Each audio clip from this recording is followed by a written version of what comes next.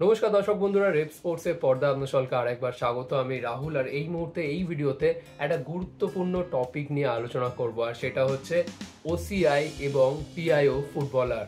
OCI এবং PIO প্লেয়ারদের কি আমরা ভারতীয় জার্সি গায়ে দেখতে পাবো? এই ডিবেটটা কিন্তু বহু দিন ধরে চলে আসছে, কিন্তু রিসেন্ট কিছু রিপোর্টস থেকে যেটা জানা যাচ্ছে, হয়তো যদি সব দিক থেকে যদি ঠিকঠাকভাবে এগোনো যায়, গভর্নমেন্ট এবং ফেডারেশন যদি ঠিকঠাকভাবে কাজ করে, তাহলে হয়তো সেই স্বপ্নটা আমাদের সত্যি হতে পারে। আমরা ভারতীয় জার্সি গায়ে ড্যানি বাদ, ডিলান মার্কান্ডে, এই যে ওসিআই পিআইও ফুটবলাররা রয়েছে ভারতের, যারা ইউরোপে দাপিয়ে ফুটবল খেলছে সেকেন্ড ডিভিশন বা থার্ড ডিভিশন, তাদেরকে হয়তো আমরা ভারতীয় জার্সি গায়ে দেখতে পারি ইন নিয়ার ফিউচার।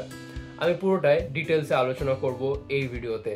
প্রথমত, ওসিআই মানে কি? ওসিআই মানে হচ্ছে ওভারসিজ সিটিজেনশিপ অফ ইন্ডিয়া।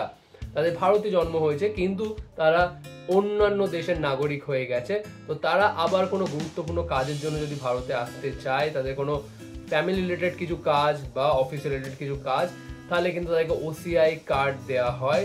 কিন্তু তারা কিন্তু ইন্ডিয়ান পাসপোর্ট পান না, তাদেরকে ভোটিং রাইটসও তাদের থাকে না, ভোটার কার্ডও তারা পান না। আর তার সাথে সাথে ইন্ডিয়াতে কোনো রকম তারা প্রপার্টি, ল্যান্ড বা কিছু তারা কিন্তু ইন্ডিয়াতে ল্যান্ড কিন্তু তারা কিনতে পারে না। তো এইগুলো থাকে তাদের রেস্ট্রিকশন। উল্টো দিকে পিআইও তাদেরকে বলা হয়, পিআইও তাদেরকে বলা হয় যার জন্ম হয়েছে বিদেশে কিন্তু তার ইন্ডিয়ার সাথে তার অ্যানসেস্ট্রি রুটস আছে। তার মানে হচ্ছে তার দাদু দিদা বা ঠাকুরদা ঠাকুমা বা বাবা মা বা ওয়াইফ তার ইন্ডিয়ান অরিজিন, কিন্তু তিনি অন্য দেশে জন্ম হয়েছে, তাদেরকে কিন্তু পিআইও কার্ড দেওয়া হয়। তাদেরকে খুবই লিমিটেড একটা সময়ের জন্য ইন্ডিয়াতে থাকার পারমিশন দেওয়া হয়, আবার যদি থাকতে তার রিনিউ করতে হয়। আর সো তাদেরকে বলা হয় PIO card holder. So PIO OCI আমি আপনাদেরকে ডিফাইন করলাম।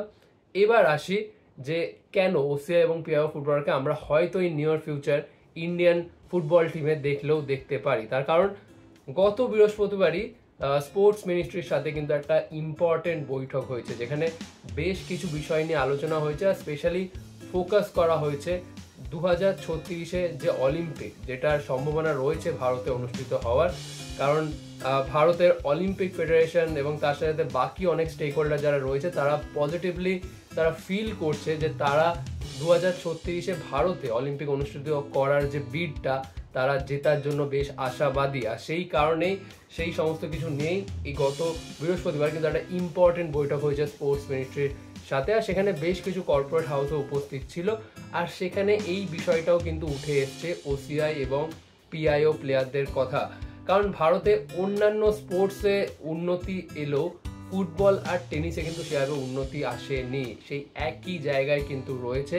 আর সেই কারণেই এই বিষয় নিয়ে কিন্তু খতিয়ে দেখছে স্পোর্টস মিনিস্ট্রির সোর্স থেকে কিন্তু একটা কমেন্ট উঠে এসছে যে তারা আবার এই ওসিআই এবং পিআইও প্লেয়ারকে নিয়ে আবার তারা বিবেচনা করে দেখবে। তারা 2008-এ এই নিয়মটা কিন্তু পুরোপুরি বন্ধ করে দিয়েছে। আগে কিন্তু ইন্ডিয়া ওসিআই এবং পিআইও প্লেয়ারদের খেলানো অ্যালাউ করতো, 2008-এর পর থেকে তারা একেবারে বন্ধ করে দিয়েছে। কেন তারা বন্ধ করেছে? তারা বন্ধ করেছে এই কারণে, নিজেদের দেশের প্লেয়ারদের উন্নতির জন্য, নিজেদের দেশের প্লেয়ারদেরকে তারা গ্রুম করতে চায়, সেই কারণেই। কিন্তু ফুটবল এবং টেনিসের ক্ষেত্রে সেটা কিন্তু কাজে দেয়নি, ফুটবল এবং টেনিসের সেই উন্নতিটা কিন্তু করা যায়নি। আর সেই কারণেই স্পোর্টস মিনিস্টার ভেবে দেখছেন, আবারও বিবেচনা করে দেখছেন এই ওসিআই এবং পিআইও ফুটবলারকে আবার আনা যায় কি যায় না।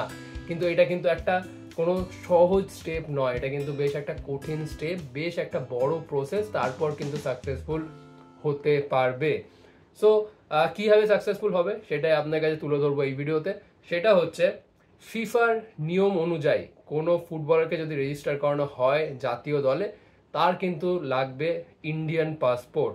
এবার ওসিআইও ফুটবলারকে যদি আনেন, ওসিআই বা পিআইওকেও কিন্তু ওসিআই কনভার্ট করা যায়, কার্ড দেওয়া যায়, কিন্তু সেই রুলটা ইন্ডিয়াতে এখনো নেই। কিন্তু ধরুন একজন ওসিআই ফুটবলারকে ইন্ডিয়ান টিমে খেলাতে চান, এবার তাকে যখন রেজিস্টার করাতে যাবেন, তার কিন্তু দরকার হবে ইন্ডিয়ান পাসপোর্ট, যেটা ইন্ডিয়াতে কিন্তু দেয় না। ইন্ডিয়াতে যেহেতু ডুয়াল সিটিজেনশিপ অ্যাক্টটা কিন্তু বন্ধ হয়ে গেছে, সেই কারণে ওসিআই হোল্ডারকে কিন্তু পাসপোর্ট দেওয়া হয় না, যেটা অন্যান্য দেশে হয়। অন্যান্য দেশ বলতে ইন্দোনেশিয়া, মালয়েশিয়া এবং রিসেন্ট বাংলাদেশকে আপনারা এক্সাম্পল ধরুন। বাংলাদেশে হামজা চৌধুরী খেলেছেন এবং আরও আপকামিং ডেজগুলোতে আরও অনেক ফুটবলার আসছে ওসিআই প্লেয়ার, তাদের কিন্তু বাংলাদেশ রেজিস্টার করাচ্ছেন, তার কারণ ওদের দেশে ডুয়াল সিটিজেন একটা কিন্তু অ্যালাউ আছে। মালয়েশিয়া, ইন্ডোনেশিয়াও তাই করছে। আপনি যদি কাতারে চলে যান, কাতারে কিন্তু যারা অন্যান্য দেশের কোনো ফুটবলার বা অন্য দেশের কোনো অ্যাথলিট যখন কাতারে খেলতে আসে, তারা কিন্তু তাদেরকে স্পোর্টিং পাসপোর্ট দেয়, আর যেটা ইন্ডিয়াতে কিন্তু এখনো এই নিয়মটা চালু হয়নি। সুতরাং ইন্ডিয়া যদি এই ড্যানিবাদ, ডিলান মার্কান্টের মতন ফুটবলারদের, ওসিআই হোল্ডার প্লেয়ারদের যদি ইন্ডিয়ান টিমে খেলাতে চায়, তাহলে কিন্তু গভর্নমেন্টকে কিন্তু ল চেঞ্জ করতে হবে। সেটা হচ্ছে ডুয়াল সিটিজেনশিপ অ্যাক্ট যে ল, সেটাকে কিন্তু চেঞ্জ করতে হবে। এবার আপনারা জিজ্ঞেস করবেন এটা কি ইম্পসিবল না পসিবল? অবশ্যই পসিবল। সেখানে গভর্নমেন্টের কিন্তু সবুজ সংকেত দরকার, তবেই কিন্তু এই লটা চেঞ্জ করা পসিবল। আর লটা চেঞ্জ হলেই কিন্তু ইন্ডিয়ান ফুটবল টিম তাদের ওসিআই প্লেয়ারদের কিন্তু রেজিস্টার করে ন্যাশনাল টিমে খেলাতে পারবেন। এবার আপনারা জিজ্ঞেস করবেন এটা কি হবে কি হবে না?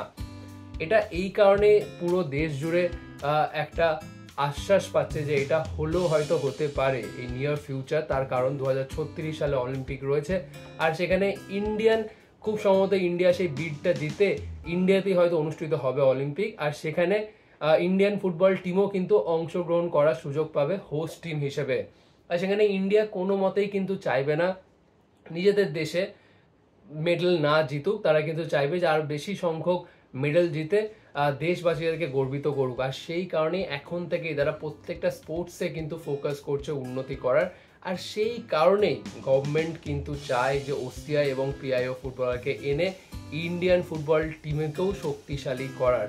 আর সেখানেই আশ্বাস পাওয়া যাচ্ছে যে হয়তো আমরা এই নিয়ার ফিউচার গভর্নমেন্ট এই সমস্ত কিছু স্টেপ যা যা দরকার সেই সমস্ত কিছু মিটিয়ে ওসিআই এবং পিআইও ফুটবলারদেরকে ইন্ডিয়ান ন্যাশনাল টিমে খেলে দেওয়ার একটা সুযোগ করে দিতে পারে। তো এইটাই ছিল যাবতীয় ডিটেলস রিগার্ডিং ওসিআই এবং পিআইও ফুটবলার্স। আপনাদের এখনও যদি কোনো প্রশ্ন থাকে বা ডাউট থাকে অবভিয়াসলি কমেন্ট সেকশনে জানান, আমি আবারও পরে একটা ভিডিও করে আপনাকে জানিয়ে দেবো।